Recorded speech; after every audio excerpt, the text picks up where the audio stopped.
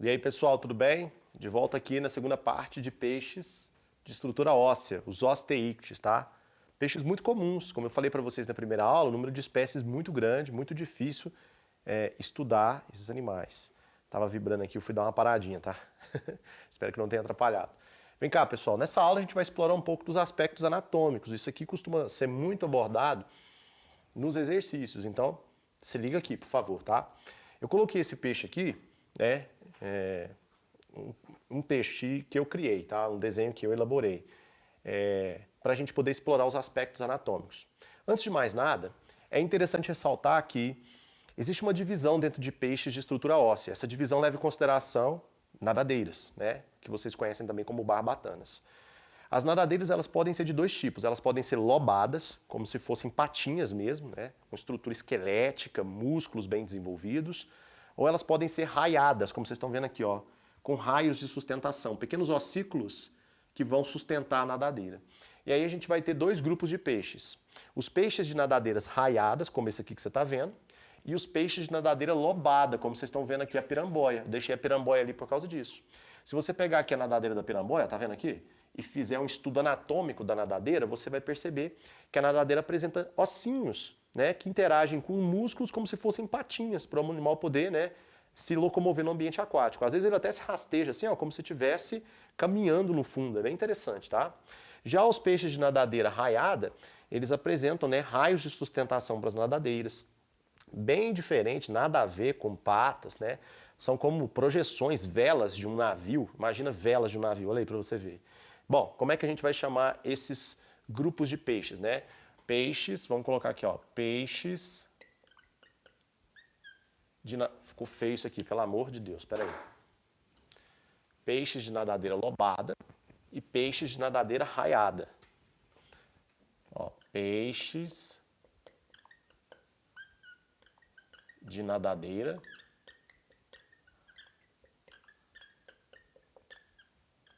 nadadeiras o quê? Lobadas. Aí você tem como exemplo aqui a piramboia, né, que é um peixe brasileiro. E aqui, esse aqui é um peixe de nadadeira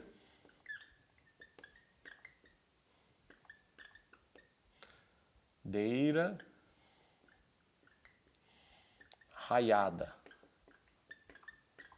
Olha aí. Beleza? Show! Bom, os dipnóicos, né, como a piramboia que eu falei para vocês, são aqueles peixes que conseguem usar a sua bexiga natatória, que é um órgão de flutuabilidade que eu vou mostrar daqui a pouco, para poder respirar, tá? Bem legal. Tá aqui a distinção então com relação às nadadeiras. Isso aqui costuma ser abordado também em exercícios. E agora a gente pode mandar bala na anatomia. Bom, vamos começar então pelas nadadeiras. As nadadeiras são a parte mais interessante aqui dessa aula, tá? As nadadeiras, elas vão gerar força para o nado e vão estabilizar o nado. Só que diferentemente do peixe de estrutura cartilaginosa que a gente viu, os condrictes, perdão, esses animais, eles não precisam ficar nadando para poder manter o seu controle de flutuabilidade. Eles podem ficar parados porque eles usam uma estrutura interna como controlador de flutuabilidade, que é a bexiga natatória. Eu vou colocar ela daqui a pouco no quadro para você ver onde ela fica, tá? Vamos fazer o seguinte, eu vou sair da sua frente para você poder anotar aquilo ali. Beleza, anotou? Então agora eu vou apagar essas informações aqui. Lembra? Peixes de nadadeira lobada, peixes de nadadeira raiada. Os peixes de nadadeira lobada apresentam estruturas esqueléticas nas nadadeiras, como se fossem patinhas, tá? Já os peixes de nadadeiras raiadas, eles têm essas expansões corporais que parecem velas, né, sustentadas por esses ossinhos aqui que lembram raios, tá? Feixes. Vamos lá. Foi. Opa, apaguei a fuça do peixe, peraí. Pronto. E aqui também. Beleza. Eu ainda vou deixar a piramboia porque eu quero te mostrar uma coisa interessante sobre a nadadeira caudal dela. Vamos começar por ela. A nadadeira caudal é a nadadeira que gera força para o nado. A nadadeira caudal dos peixes de estrutura óssea, dos osteíctes, é uma nadadeira simétrica. Então você está vendo aqui, ó, que ela tem uma certa simetria. A parte dorsal e a parte ventral têm basicamente o mesmo tamanho. Essa nadadeira, a gente vai chamar ela de nadadeira, essa aqui, ó, Essa aqui é a nadadeira.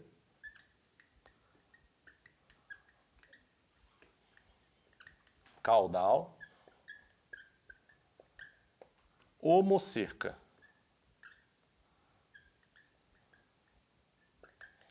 Ok? Homocerca. Parece um lequezinho aberto, tá vendo? Asas de borboletinha. Ó, ela trabalha desse jeito aqui, ó. Ela faz esse movimento lateral, beleza?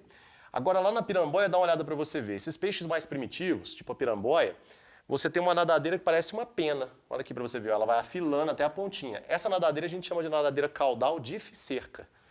Então essa aqui é a nadadeira caudal.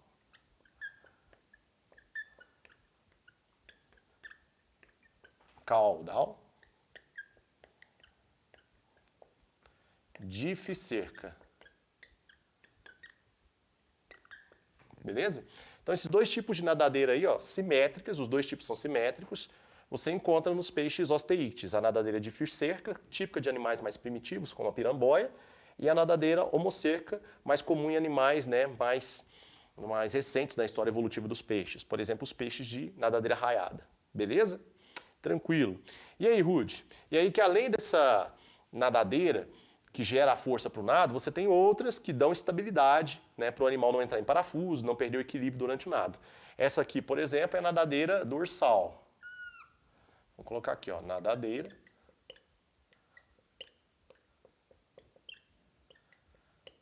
dorsal. Dependendo da espécie, ela pode ser inteiriça ou ela pode ter uma divisão, né? Nadadeira dorsal anterior, posterior, isso vai variar de espécie para espécie, né? Aqui no meu modelo ela é inteiriça. Aqui embaixo você tem a nadadeira pélvica, olha que interessante, ó. Nadadeira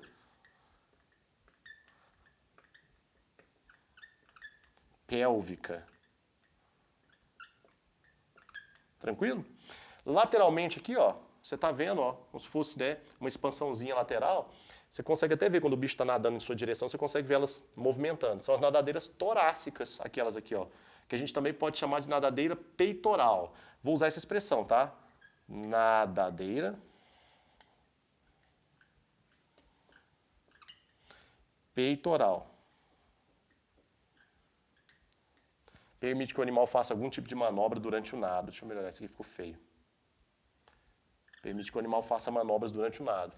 Às vezes você vê o animal vindo nadando, de repente ele faz uma manobra, dá uma guinada, sobe, desce, usando essas nadadeiras aí para mudar a direção durante o nado. Beleza?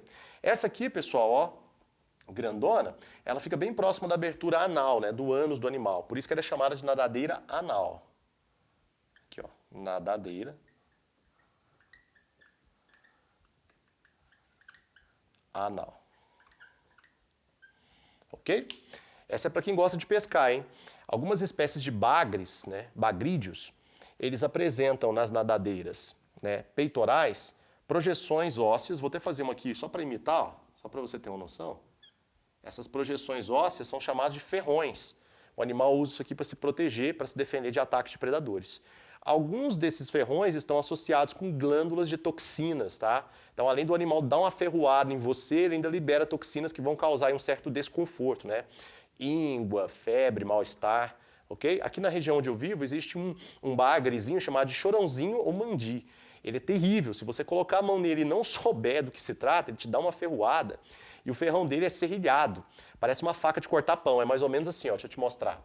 Ele é mais ou menos assim, ó. Ó. Ele entra, que é uma beleza, e para sair ele sai rasgando, né? Para fazer a extração do ferrão quando ele perfura uma mão, um braço, é terrível. Existe muito pescador que já se acidentou com esse ferrão aqui. Eu fui um deles. Não me orgulho disso, mas só para te ligar, para você não ter nenhum tipo de problema. Se liga, hein? Tá bom? Então tá aqui a parte das nadadeiras. Outra coisa interessante é a posição da boca. A posição da boca nos peixes osteíctes é uma posição que a gente chama de anterior ou terminal, né? Eu vou colocar anterior, que é assim que aparece nos exercícios. Então, boca de posição anterior. Vamos colocar aqui, ó, boca de posição anterior. Posição. Deixa eu apagar isso aqui, que eu inventei moda, né? Posição anterior. Ela fica bem à frente do corpinho do animal, olha aí para você ver, tá? Bom, ao contrário lá do tubarãozinho, esse animal não precisa ficar com a boca aberta o tempo todo, ele pode fechar a boca, tá? Por quê? Esses animais, os osteídeos, eles conseguem bombear água para as brânquias. Cadê as brânquias? Bom, as brânquias ficam aqui dentro, né, na cabeça, numa câmara chamada de câmara branquial. Para você ver a câmara branquial, eu tenho que fazer um corte nessa estrutura. Tá vendo essa plaquinha aqui, ó, né, em forma de vínculo que eu estou reforçando? Essa plaquinha que você está vendo aqui, ela só existe nos peixes osteítes. Essa plaquinha aqui é o opérculo. Vou colocar aqui para você, ó. Essa aqui é o opérculo. O opérculo, ele é uma placa óssea que fecha a abertura ou as fendas branquiais, por onde a água sai após as trocas gasosas. Então a água vai entrar, ó, preste bastante atenção, a água vai entrar pela boca do animal, ele consegue sugar a água, a boca está em posição anterior, aí a água passa por dentro da câmara branquial, banha as brâncas e depois sai pelas fendas. Você não está vendo as fendas porque o opérculo está fechando. Mas se eu fizer um corte aqui, ó, vamos imaginar que eu vim aqui e fiz um corte do opérculo, ó, mais ou menos assim, ó. Só para você ter uma noção do que eu estou falando. Imagina que é um cortezinho. Só para você ter uma noção. Você vai ver feixes, né? Mais ou menos assim, ó. Esses feixes são as brânquias ou, como algumas pessoas gostam de falar, são as guelras. Olha que legal, ó. Né? São feixes filamentosos de cor vermelhinha por causa do fluxo sanguíneo. Então a água passa, quando a água passa acontecem as trocas gasosas. Então o que é isso aqui que eu desenhei para você? São as brânquias.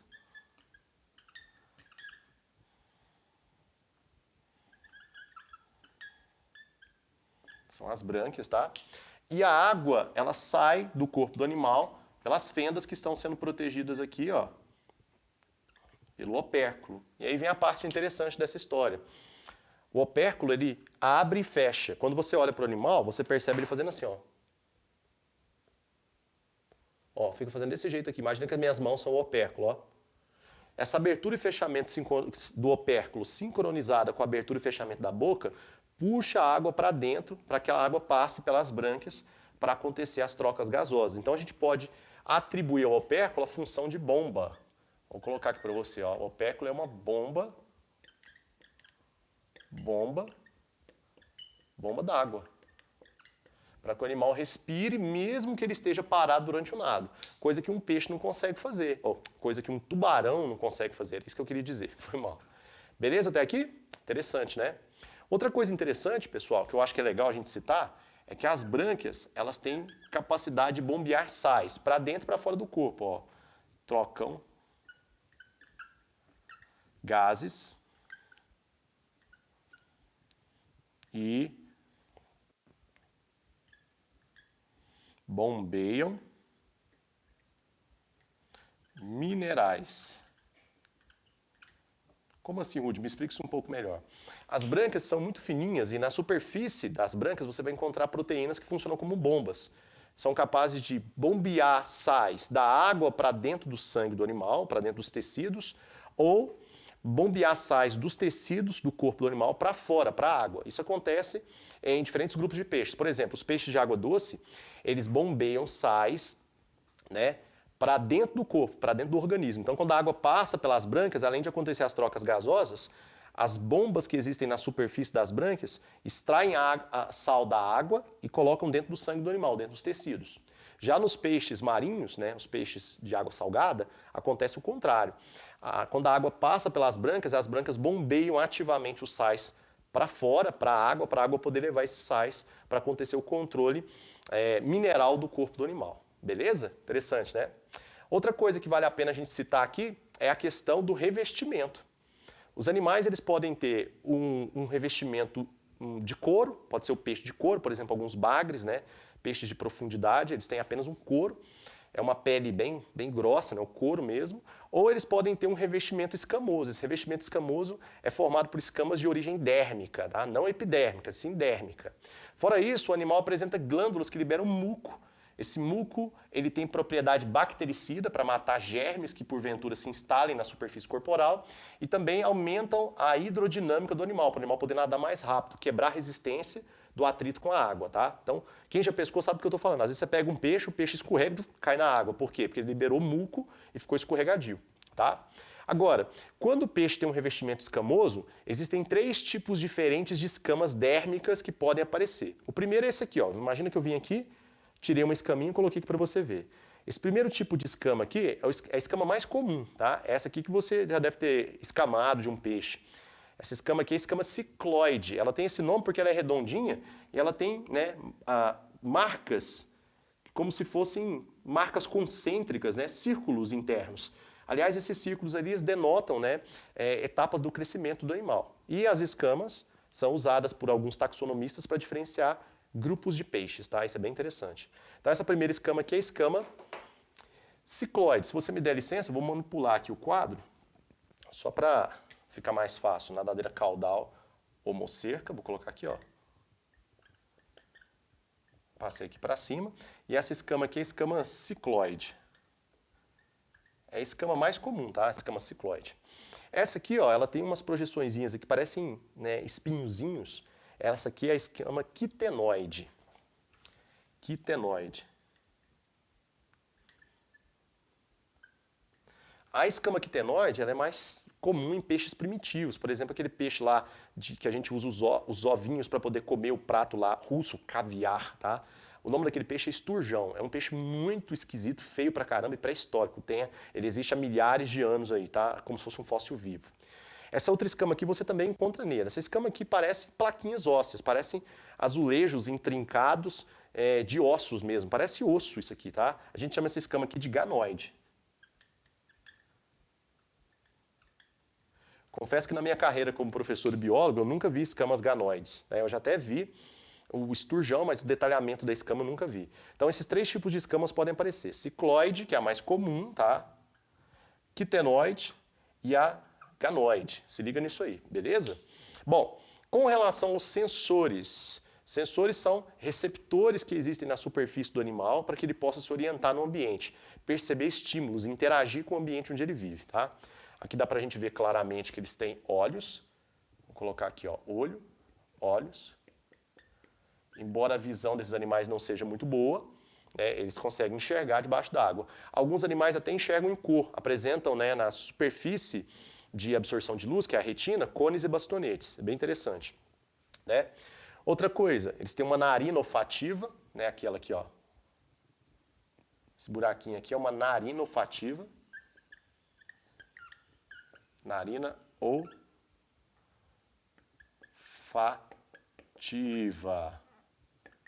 Né? Muitos animais se orientam pelo estímulo químico ao invés do estímulo visual. Né? Sente um cheiro de alimento, sente o cheiro de algum inimigo natural ou de algum tipo de parceiro sexual e são orientados pelos cheiros, né? Pelas partículas de cheiro na água.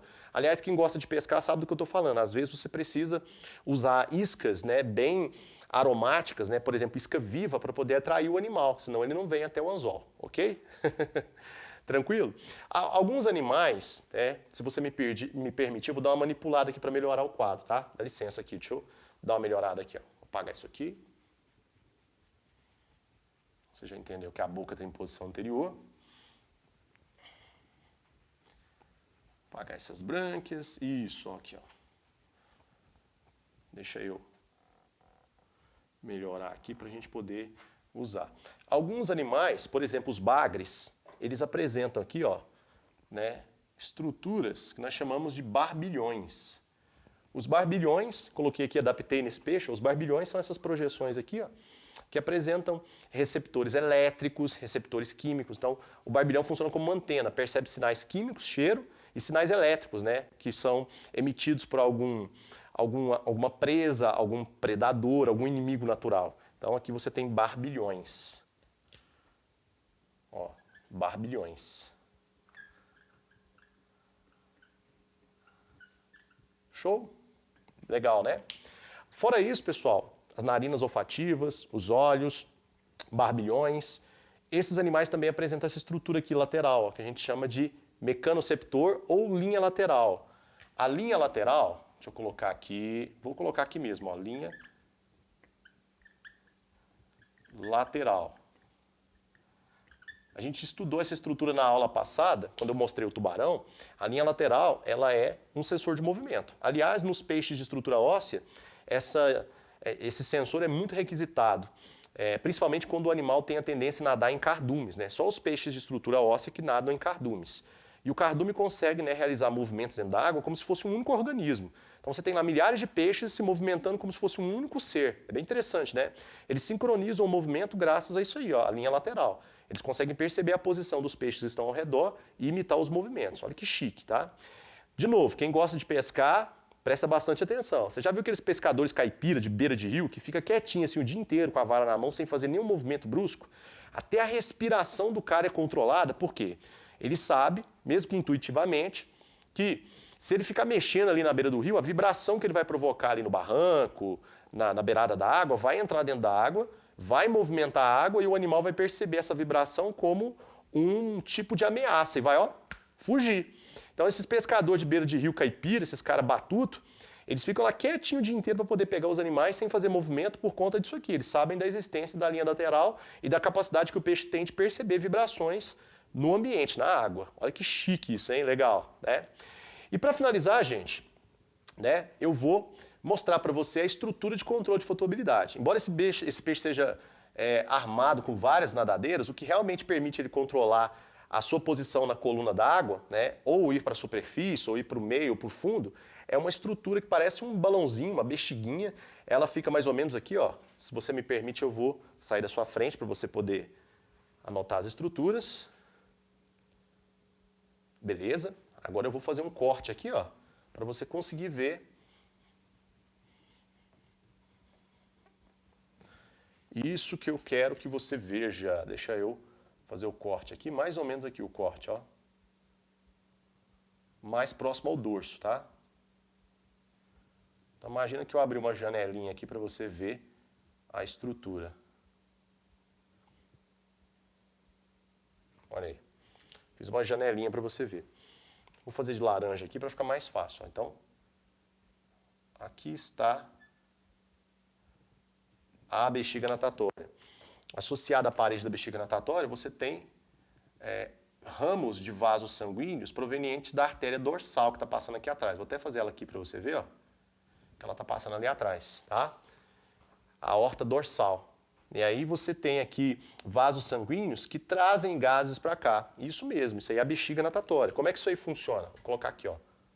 Bexiga natatória.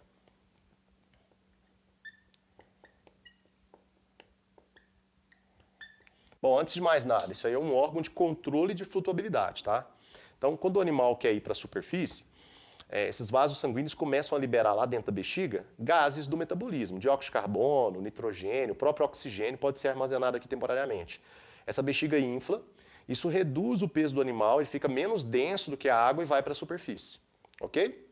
Quando o peixe quer afundar, quer ir para a profundidade, ele vai esvaziar, então os vasos sanguíneos vão recolher esses gases, a bexiga murcha, o animal fica mais denso por conta da sua estrutura esquelética, que é óssea, mineralizada, ele fica mais pesado e vai para o fundo. Beleza? Ótimo. E aí, de onde veio isso? Isso aqui é um divertículo, uma projeção do sistema digestivo. Então aqui, vou fazer de verde. Imagina que você está vendo aqui um pedaço do sistema digestivo do animal, ó. De verdinho aqui, ó. Um pedaço do sistema digestivo do animal. Vou até pintar aqui que eu não preciso que você veja o interior. A digestão não está em pauta aqui. O que está em pauta é a bexiga.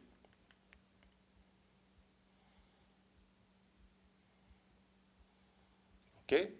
Ótimo. Então ali você tem um pedaço do quê? Do canal alimentar. Vou colocar aqui, ó, canal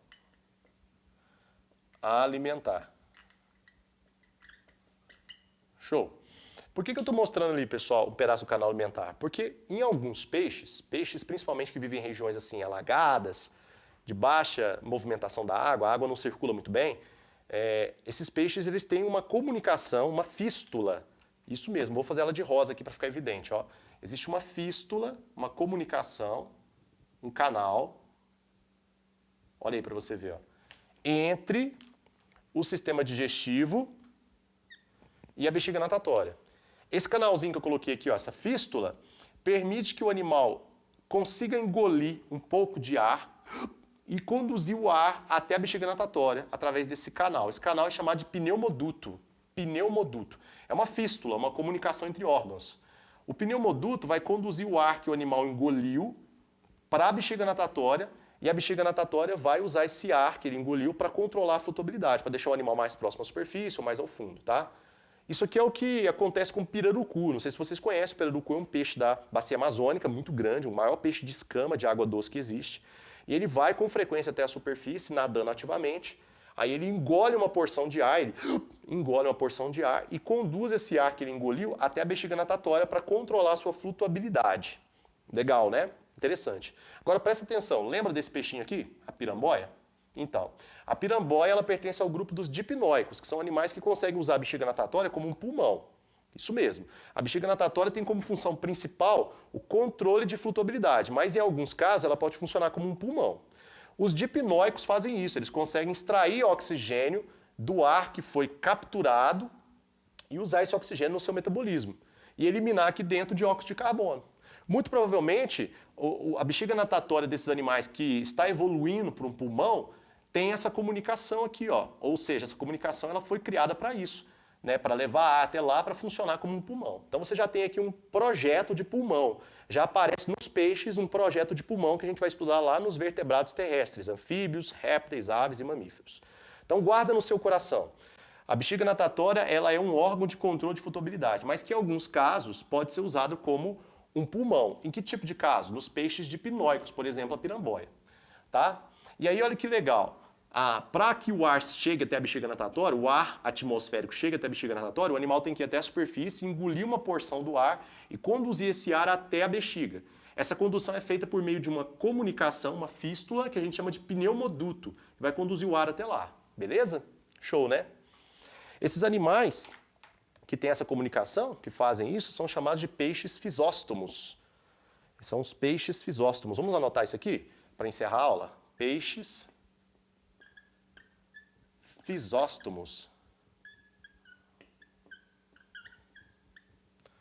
Os peixes fisóstomos, eles são peixes que têm essa comunicaçãozinha aqui, que conduz o ar que eles conseguiram abocanhar até a bexiga natatória. Olha que bacana. Por exemplo, o pirarucu. Vou colocar aqui, ó, exemplo. O pirarucu. Pirarucu, que é um peixe grandão da bacia amazônica. Ok? Gente, é isso. Nós fizemos um resumo bem legal aqui, espero que tenha atendido a sua expectativa. Eu gosto muito de trabalhar esse grupo de animais, porque eu adoro pescar, então eu fico muito feliz de poder passar um pouco do que eu sei para vocês. E continue aqui comigo, deixa nos comentários aí alguma sugestão, se eu posso melhorar algum aspecto, me ajuda aí a crescer, né? E te ajudar também. Um abraço bem forte, um beijão, fica com Deus, valeu!